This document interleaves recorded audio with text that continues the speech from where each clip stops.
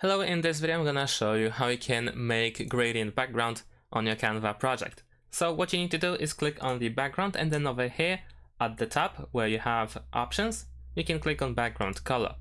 And here you can use some default and pre-made gradients, which you have over here.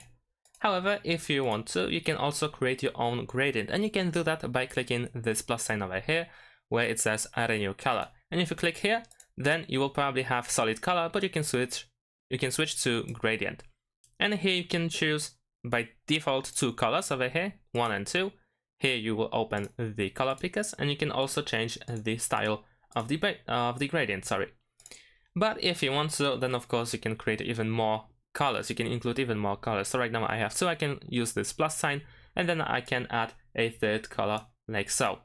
But if you want to, you can even create more. It's really up to you how you want it to have.